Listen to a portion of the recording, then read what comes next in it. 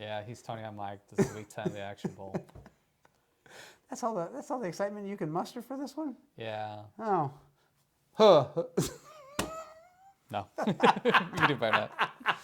Just keep rolling. All right. Wait, really? That's our intro for this one? No.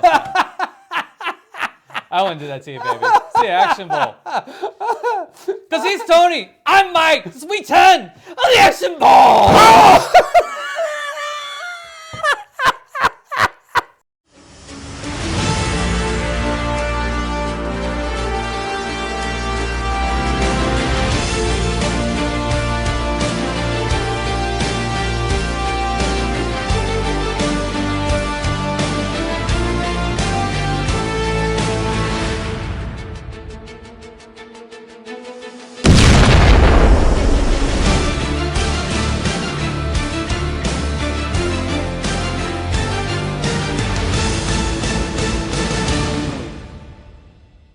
Week 10 of the Action Bowl has Jason Statham facing off against Jet Li. Jason Statham drew Revolver and Jet Li drew The One. The One. Who do you want to talk about Let's first? talk about The One. Because also has Jason Statham in it as well, which didn't really realize, but, you know, hey, he's in there. As well as the guy from the cop in... Delroy Lindo. We'll get him on the other side. There's only one place he could be going. Yeah, that dude. That dude. And also Carla Gugino. Gabe. Yes, who I forgot was in this movie. Because I saw this movie like once, like forever ago, like when it first came out to like on VHS cassettes. I think it's that old. It really is that old, yeah. It is that old. Just really quickly, the plot. So, what's actually his... The evil Jet Li is going around from multiverse to multiverse to kill the other Jet Li so he can become the One. Some people think you'd explode, some people think you'd implode. You're missing one. Some people think you'd become a god. That's the one. Because he will become a god. Well, he's absorbing their powers. He's getting stronger and faster. So the problem with this is the multiverse police is like, we can't do this because, you know, if you kill all of them, we don't know what's going to happen. Plus, you don't know what would happen if you killed this one. His death could destroy the whole system, but I guess that doesn't matter. I know. Everything must be balanced. Blah, blah, blah, the party line. The universe is going to blow up or not, which is the stupidest fucking thing I've ever heard in my life for a plot. But here the fuck we are. Where's Rodecker?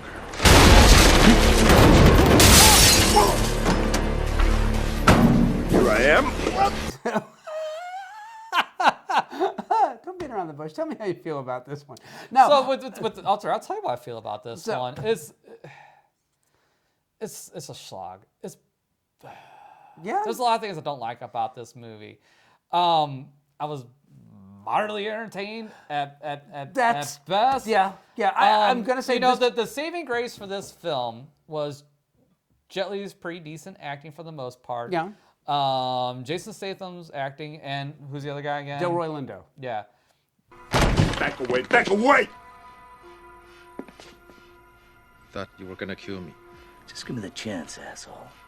They're great, and as well as Carla Gugino.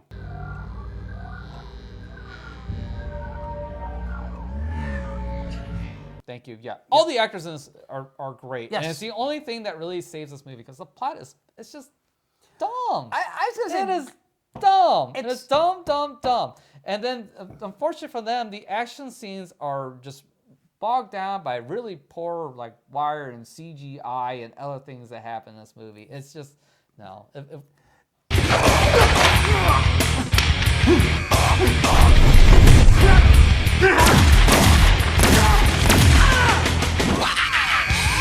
See, now, to me, I'm taking this in the context of when it was made. And to me, this is very much one of those, this is The Matrix without the budget. Because that's how this really came off to me.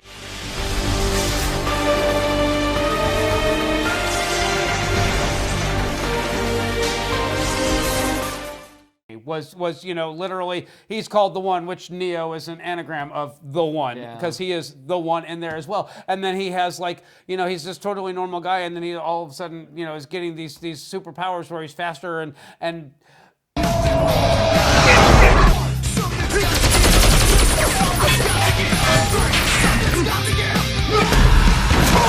The special effects budget could not accommodate the visuals that they wanted to produce. So they did the best they could with what they had to work with, which, it definitely knocks this one down a little bit.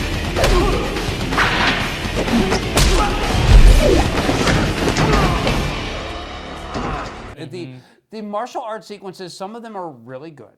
The ones that are in normal speed are really good. The ones that they ramp up and do like all the crazy, weird shit, it's those effects that really hinder this film a bit.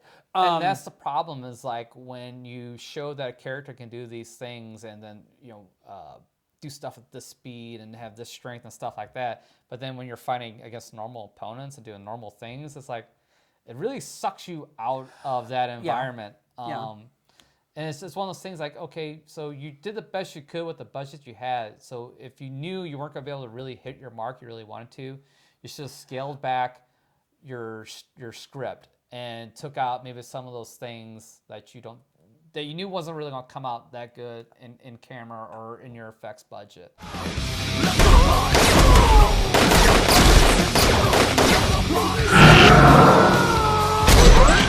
I'm going to say that I think they were expecting to make their money on videotape. And the other thing is that on video, I'm sure these effects were a lot more passable because the resolution is so much lower.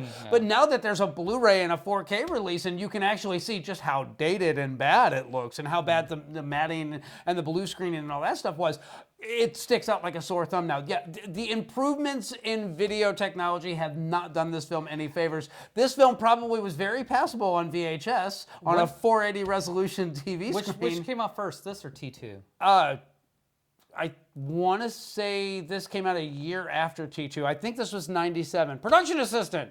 What year did Jet Li the One come out? Jet Li the One came out in 2001. Oh, 2001. Okay, so 10 years after the fact? Yeah. All right, then no, there's no excuse. There's no excuse for the poor CGI-ness. This really was 2001? Wow, I'm not disagreeing. I just No, that really honestly that changes my mind on this quite a bit because the simple fact is that computer blue screening all that was and shit. This came out after The Matrix.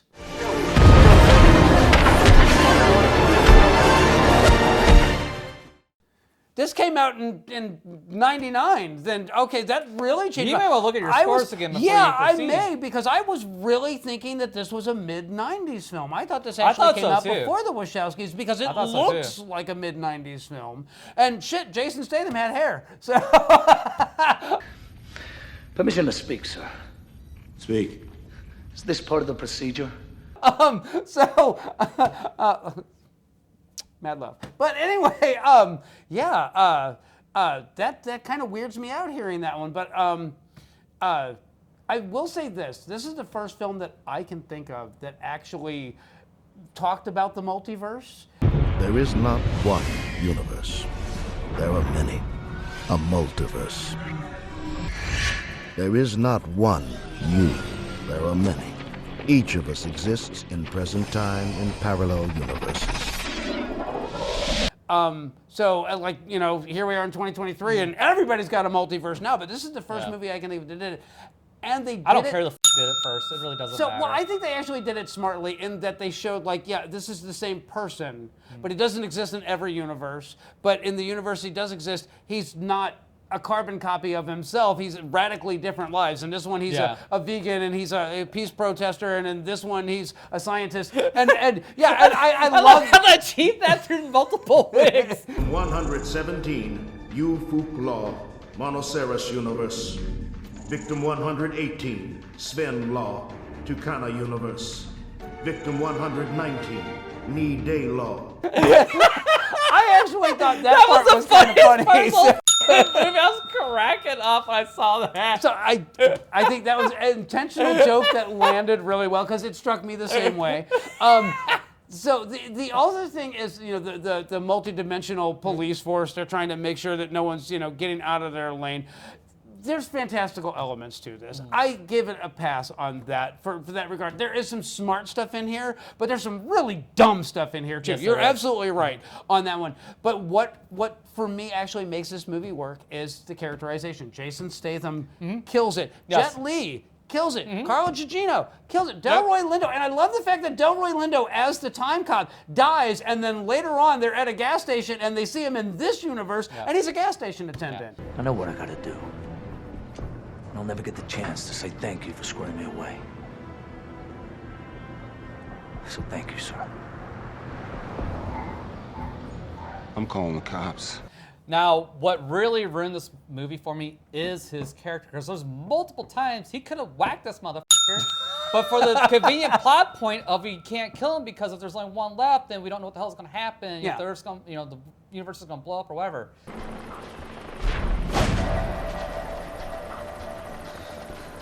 I will kill you. No, you won't. So that really took me out of this movie. That one plot point ruins it. And I hate to be that person because I hammer you all the time for shit like this. So here I am being a hypocrite. No, but you're that's how I feel about this one. I'm sorry. I understand completely. Like I said, Carla Gugino, I think should have had more screen time in this one because I love the fact that when you see her the first time that she's like the villain's wife and she like sneaks in the mouse with the bomb in it. To unite with our other selves. To be unified forever.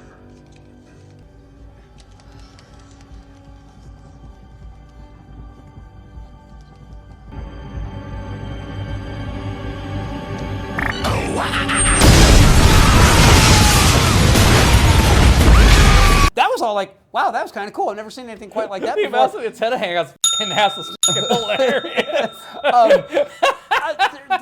There is good stuff here, but it is a amazingly unbalanced film. Yeah. But and again, I was under the assumption that this was a far, Earlier film. than what later, it was, older film than it is. That all being said, Jet Li, the action sequences.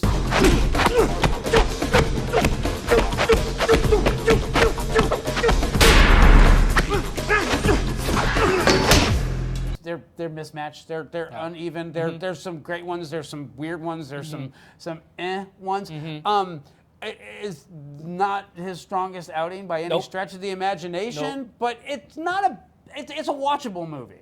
That's about the kindest thing I can say about it. Yes. This I'll falls say that. into that same spot as Cyborg 2 Glass Shadow. In that it's got budget issues, absolutely, but it's kind of hokey, it's kind of cheesy, it's kind of weirdly charming in spots. What happened?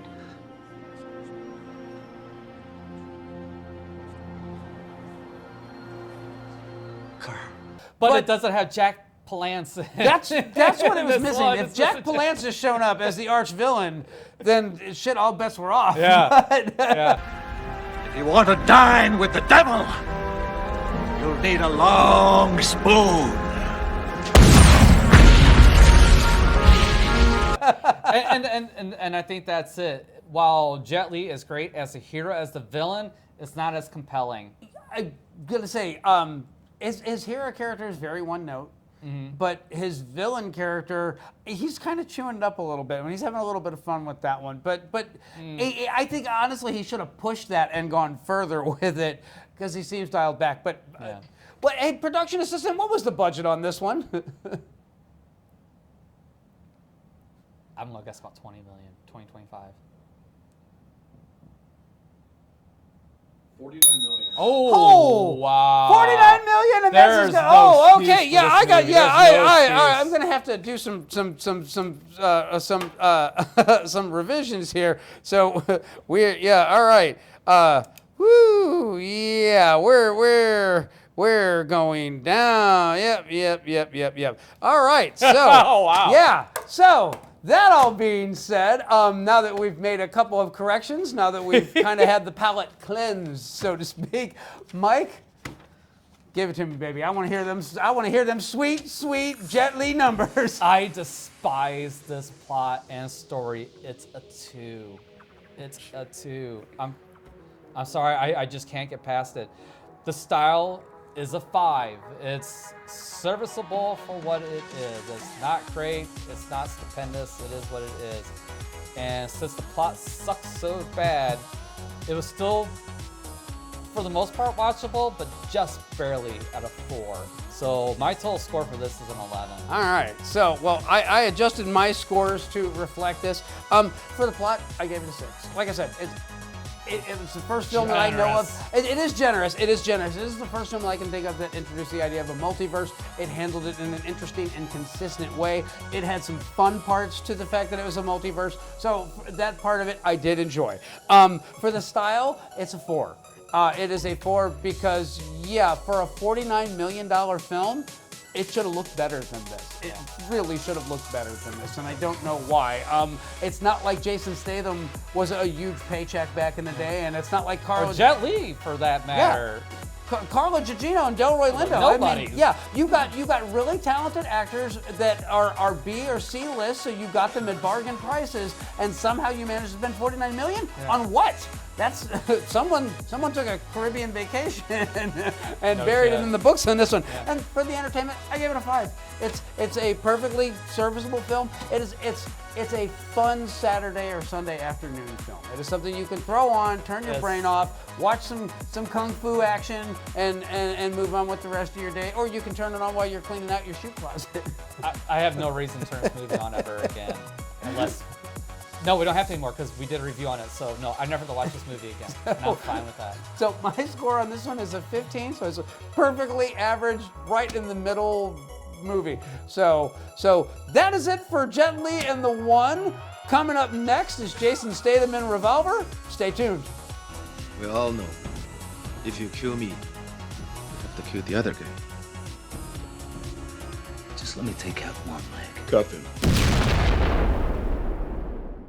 So week 10, Jason Statham drew Revolver. He had a really impressive showing with the Meg because it was dumb fun. This is a Guy Ritchie film, and I had never seen it before. And I gotta be honest, it is a Guy Ritchie film. It's Guy Ritchie's 3rd film, and I gotta be honest, I was expecting a lot more out of this. This is a con. Jason Statham stars alongside Andre Ice Cold 3000. Yes, that one. Thanks, fellas. I'll get back to you on this one, yeah? Mr. Green. 30 seconds. And then one of the gangsters from The Soprano, I'm just going to say, as Large Lady Parts is his name on that show. We will bleed you dry. You have to put on a better show before you bleed me dry, my friend. You will give us every penny you have got. A large cat. Large feline. And then the cast is really strong in this film. And let's not forget Ray Liotta. How deep did you bury that shareholder, Paul? Deep. As the big bad on this one. And it starts off with a shit ton of promise. It starts off. It does. Jason Statham is getting out of jail. He is this con man gambler who basically does not appear to be able to lose. He has racked up a bunch of money since he's gotten out of jail, and he decides he's going to go pay a visit to Ray Liotta's casino. And Ray Liotta is the guy that he went to jail for 7 years. He has to pay us something, doesn't he? You got more money than you could ever spend. So what do you think about nowadays?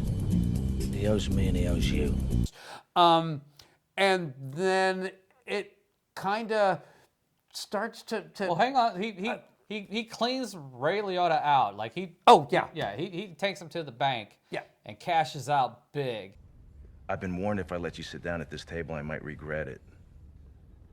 They say you've become very ambitious in your maturing. Come on. Mr. Green. Backer would appreciate it if you came back to the table. And that does not sit well with Ray Liotta at all. It does not, and so he's wealthy again, but then he is given he has a fainting spell.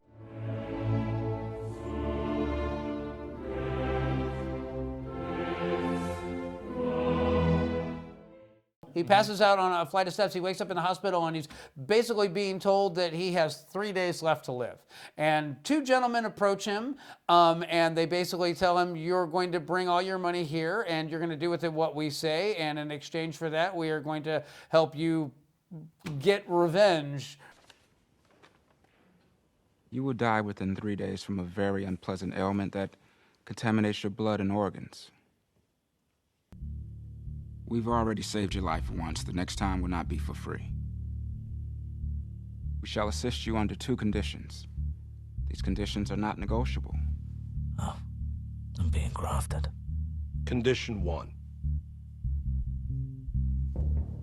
We will bleed you dry.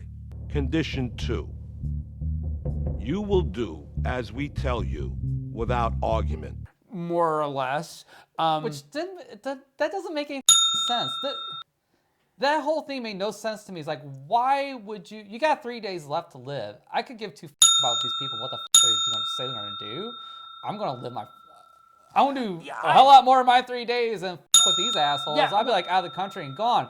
So like that spot right there immediately threw me out of this movie.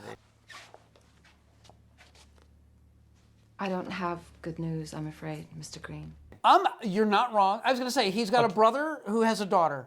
And rather than spending what little time he thinks he has left with them, trying to spend as much time, because he's been away for 7 years. Yeah. You'd think that he'd want to like reconnect with his brother. And not only that, you'd think that he would want to make sure that his brother and his niece, who he professes to love so much, are taken care of. Yeah. Did the bad guys get you? There's no such thing as bad guys, Rachel. Yes, there are. That's why Daddy's friend's looking after us. Never mind about that. You should be a good girl. Go and get your Uncle Jake a cold drink.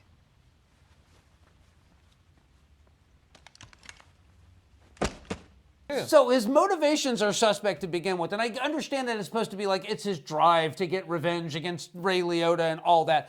I get it, but it doesn't work for me. Now what would have worked is just this slight little change here. When he finds out that his diagnosis is incorrect. Well, Mr. Green, I don't know how to tell you this. Our first results, well, they must have been wrong. I cannot apologize enough for this error. And he finds out that what he has is not going to kill him, that it is treatable. That's when he should be like, well, then I've got time to do my revenge. I got time to go after this asshole. I don't have to, I'm not like, counting the seconds anymore. I've got the luxury of being able to take the time to... Checkmate.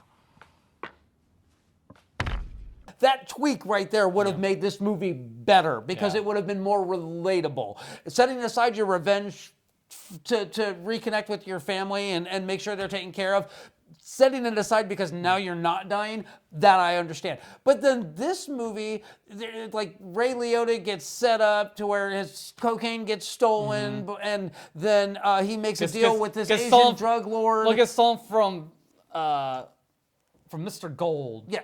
Or something like that. He's supposed to be, Ray Liotta's supposed to be giving the cocaine to Mr. Gold. He makes a deal with the Asian gang, the Triad, and he is supposed to be purchasing the cocaine from them, but then the money gets stolen and the cocaine gets stolen by Andre Ice Cold 3000 and, Big Cat.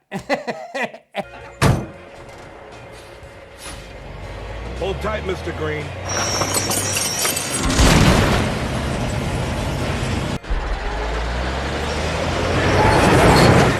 What did anyone take it for? We don't even use that safe, do we, Paul? Not usually, no. Sam Gold's powder was in there. It came in yesterday. And Jason Statham. This movie, well, go and get to the big reveal. Well, what's the big reveal? I don't know. I literally, I watched this movie. The ending was completely confusing. There's this whole story where where Jason Statham is in jail and he's in solitary confinement because it reduced his sentence to 7 years instead of having to be in general pop for 14 years. And there's these two guys that he's in prison with. One is a chess master and one is a con man, and they're communicating using books back and forth. They're playing chess game and making this big elaborate plan. And Jason Statham's in on it. He's like found out about it and he's like reading all their notes and he's learning all this, and then he gets in on it and he like befriends these two convicts, but he's never actually met them. Yeah. The two other convicts, they escape and get out of jail, and they leave Jason Statham's character in jail. And you find out like these are the two guys that are like, get all your money and we're gonna like, you know, help you get your revenge, blah, blah, blah, blah, blah. Wake up, Mr. Green.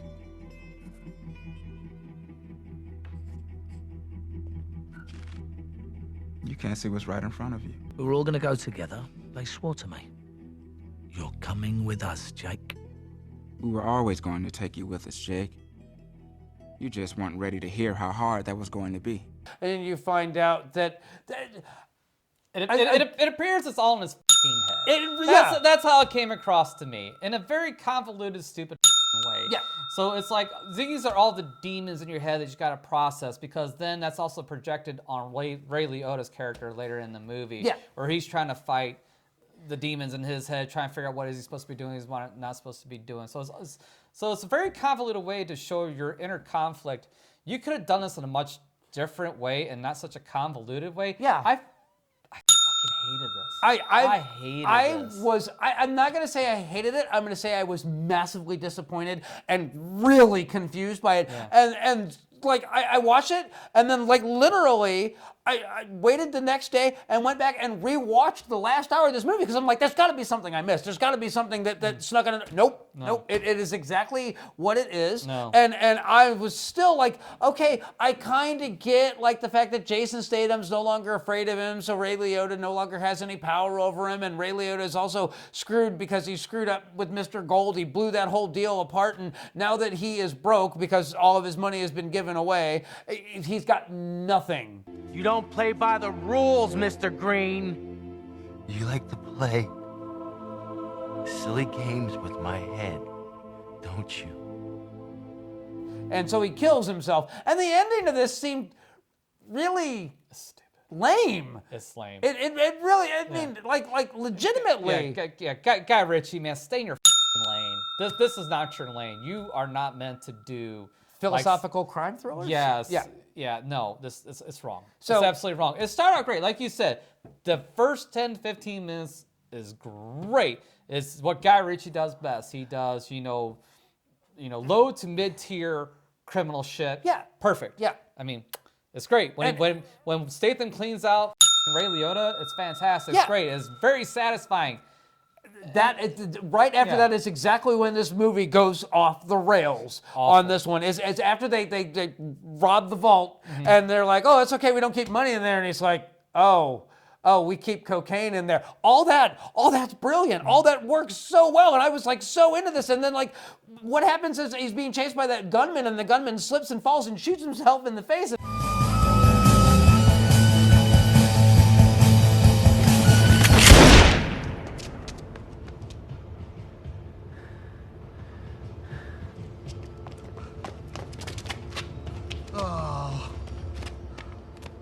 And everybody thinks that he did it, that Jason Statham was the one that killed it, and no one can accept the fact that he just fell. And why? Because they're all kind of afraid of Jason Statham's character, and it goes into this whole, like, there's the perception and what drives crime, and I understand that you wanted to be philosophical with this one. And this movie has some outstanding gunfights in it. When the hitman decides, nope, you're not doing this to the little girl, and he decides he's gonna wipe everybody out. That shit rocked. We're gonna have to take the girl. Of course you have. Now all you gotta do is come and get her.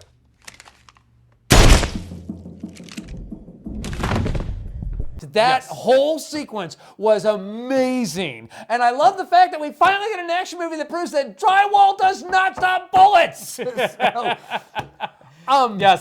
The hitman that turns, that has, the face turn, that was great.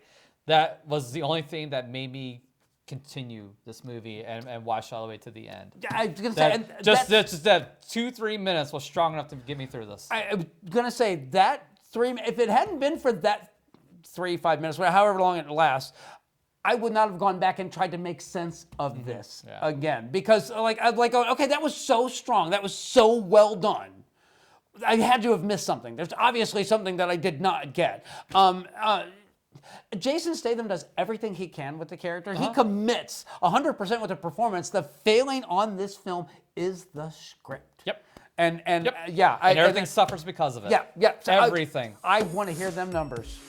Plot 3. You tried, but you failed spectacularly. Style 3. You tried, failed spectacularly. Entertainment 3. You tried, failed spectacularly. 9. 9? All right. 9. So and I think that's being kind of generous. I really do. I'm going to say this. For the plot, I gave it a 3. Like I said, it starts off so strong and then it just veers into nonsense territory. Yes. But for the style, I gave it a 7. Wow. I gave it a 7 because number one, this film is beautiful. It is so well shot. It is amazingly well edited, which is why I was thinking. It's not a 7. No way in God's green fucking earth is this a fucking 7 in style. It's not. It's a 5 at fucking best. I thought it was a good-looking movie. Hard disagree. So you are well enough. It's an average looking film. But for the entertainment, I gave it a 4. It was just a convoluted mess. I could not make sense of this movie, and I tried. I tried. So for me, my total score on this is a 14. It comes in as below average. If you're a Guy Ritchie fan, you might want to check this one out. But just if somebody can explain to me what the hell this movie actually the ending is about, I'd love for you to throw it in the comments. I'm being generous. I'm being generous on the off chance that I missed something, and someone's going to come along and go, "Well, no, here's what you missed," and explain it, and I'll go, "Oh, okay, that makes sense." But I couldn't find it. Yeah, I love to hear everybody trying to defend this movie. Go ahead, put it down in the comments. I dare you. So, coming up next, our results. Stay tuned. So the results of week 10 for Jet Li, the 1, I scored it a 15, you scored it an 11, that gives us an average score of 13, and Jason Statham's Revolver, I scored it a 14, you scored it a 9, generous 9. That gives us an average score of 11.5, so Jason, don't do movies where you wear wigs. Read the script. I don't care if it's Guy Ritchie or not, man. Guy Ritchie, don't be philosophical. Here's what happens. You go to the trash can. So coming up next are movie selections for week 11. Stay tuned. Shit. Got a pretty mouth. I am Eula. I'm nobody's bitch. Well, week 11 of the Action Bowl, two of the coolest competitors that you could ever hope for, squaring off against one another. Keanu Reeves, or Keanu, as you pronounce it, and Samual motherfucking Jackson, all up in this motherfucker. Who would you like to draw for, Mike? Whoever this guy is. Oh, you're drawing Keanu. for the Reeves. All right. And Keanu Reeves is going to be represented by... Hang on. Oh. One too many. 47 Ronin. Shit. I am so sorry, Keanu, because I've seen this movie. I don't remember it being particularly good at all. As a fan of samurai films and a very large collection of samurai films in my Blu-ray collection, I'm just going to say that I ain't ever buying this one. Let's just hope that Samuel Jackson draws more poorly than that. Or better, depending on who you're a fan of. I mean, so let's see here. I'm rooting for Keanu. Whoever wins wins.